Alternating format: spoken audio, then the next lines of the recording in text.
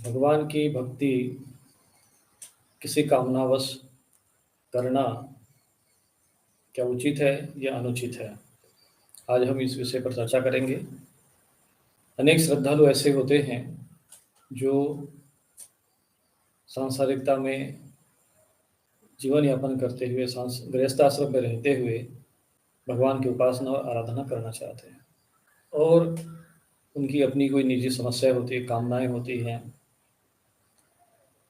तो कई ऐसे साधु संत हैं जो भगवान की भक्ति का उपदेश देते हैं, भगवान की भक्ति के विषय में चर्चा करते हैं, जो वेदांती प्रकृति के होते हैं, या फिर ऐसे भी संत महापुरुष होते हैं जो थोड़ी उच्च कोटि के होते हैं, जो देवभाव से परे चले जाते हैं, जो सांसारिकता से थोड़े परे चले जाते हैं ध्यान करते हुए।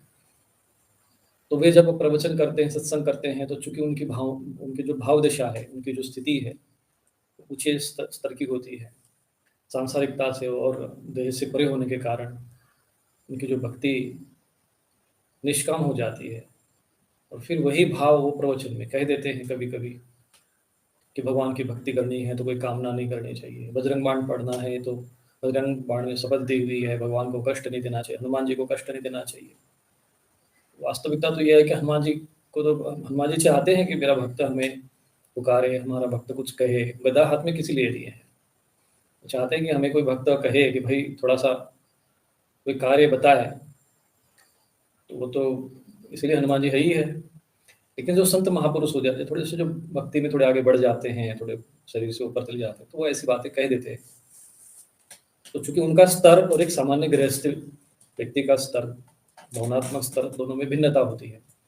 दूसरी बात, उनके जीवन में समस्या ही नहीं होती है, तो रोटी खाना है, अपना सहज भाव में जीते हैं, सुख शांति में जीवन रहता है, तो उनको उतना कष्ट का आभास नहीं होता है।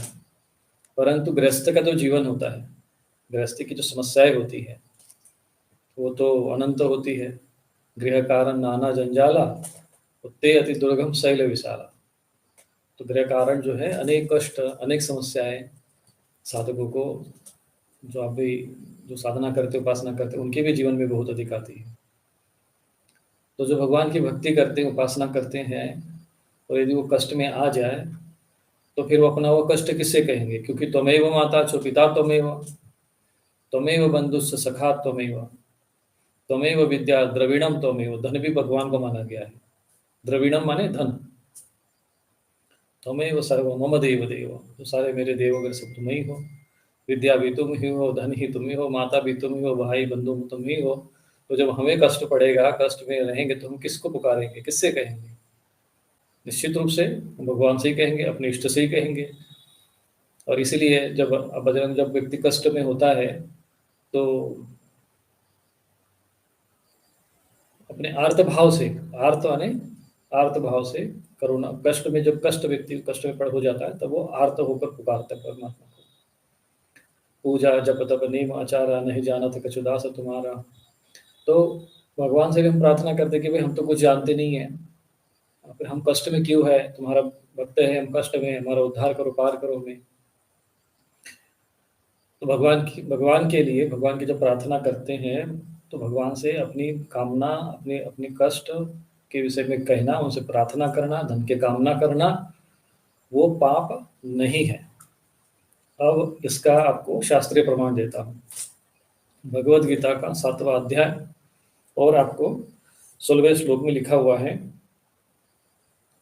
कि चतुर्विधा भजन्ते माम। चतुर्विधा यानी 4 प्रकार के जो भक्त है, जो मेरा भजन करते हैं। ठीक है, चतुर्विधा भजन्ते माम जनाः सुकृतिन अर्जुन, यानी हे जो ऐसे जन हैं जो सुकृति ने, सुकृति माने शुभ कर्म करने वाले, सु माने शुभ कर्म करने वाले। हे अर्जुन, ऐसे मेरे 4 प्रकार के भक्त होते हैं। अब यहाँ पर भगवान भी 4 प्रकार के अन्न की बात करते हैं, 4 प्रकार के वर्ण की बात करते हैं, ऐसे 4 प्रकार के भक्त की बात भी करते हैं। अब 4 प्रकार के भक्त कौन से? आर्तो जिज्ञासु। आर्त, आर्त माने जो कष्ट में भगवान को पुकारते, उसको आर्त कहते हैं। जिज्ञासु, अर्थार्थी, ज्ञानी च भरतर्षभ। हे भरत वर्षभ, जो जिज्ञासु होते हैं वो भी मेरे भक्त हैं, जो आर्त है वो भी मेरे भक्त है, और जो अर्थार्थी, अर्थार्थी मतलब जो धन की कामना करते हैं, अर्थ की कामना करते हैं, ऐसे मेरे जो 4 और एक भक्त हो गया ज्ञानी। तो 4 प्रकार के भक्त की श्रेणी है। और भगवान कहते हैं ये चारों मेरे भक्त हैं, अर्थात जो भगवान को आर्त में, कष्ट में जो भगवान को पुकारता है, वो भी मेरा भक्त है। जो अर्थार्थी है, अर्थ की कामना से मेरा भजन करता है, वो भी मेरा भक्त है। जो मेरी जिज्ञासा करता है, अथातो ब्रह्म जिज्ञासा, तो वो मुझे जानने का जो प्रयत्न करता है, वो भी मेरा भक्त है।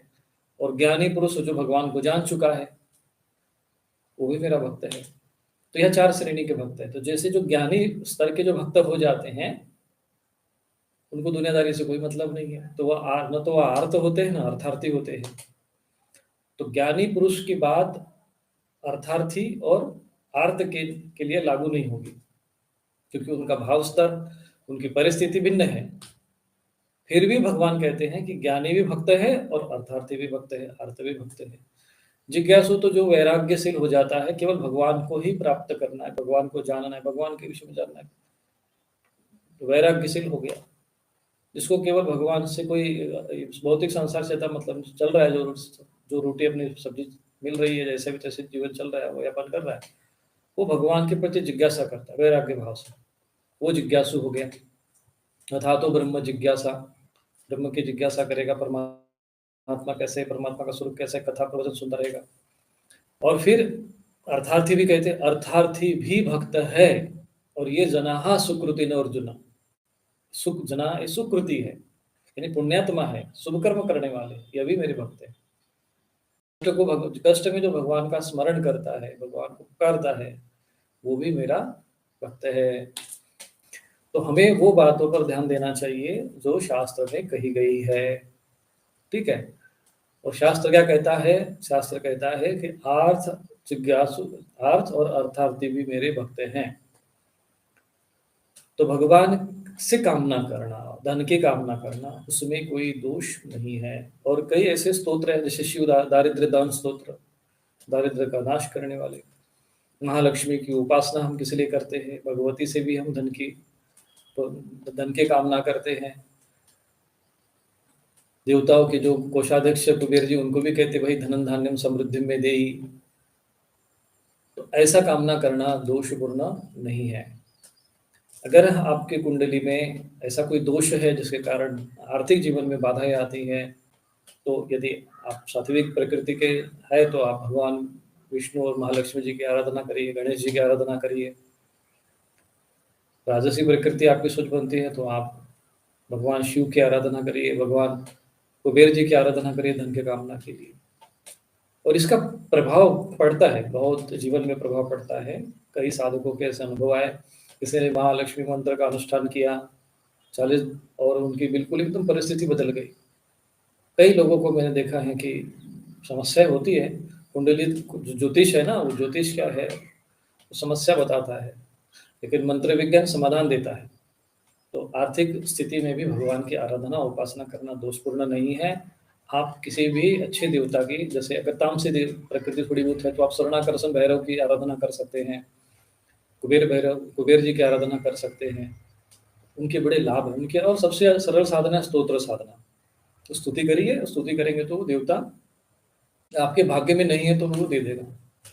तो एक बार एक ऐसे ही मतलब दृष्टांत आता है, थोड़ा हंसी मजाक वाला भी है। तो एक शिष्य के जो भाग्य में ऐसे कुछ रहा होगा, धोबी का काम करता था वो, गुरुजी की सेवा भी करता था।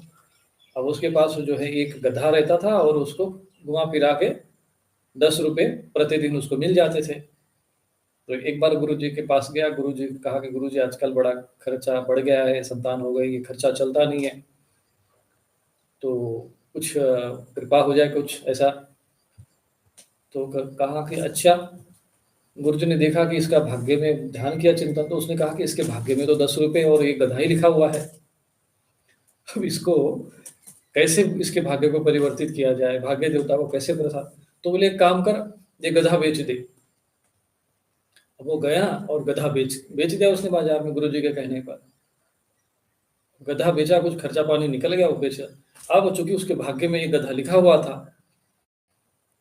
तो जो भाग्य देवता था उसको बड़ी परेशानी हो गई कि नहीं, अब इसको गधा कहीं कहीं न कैसे व्यवस्था करना पड़ेगा इसके लिए। तो वो कुछ ऐसा देवता जो है कहीं ऐसी व्यवस्था करता था कि उसके पास फिर गधा पहुंच जाता था, एक खरीद देता था वो।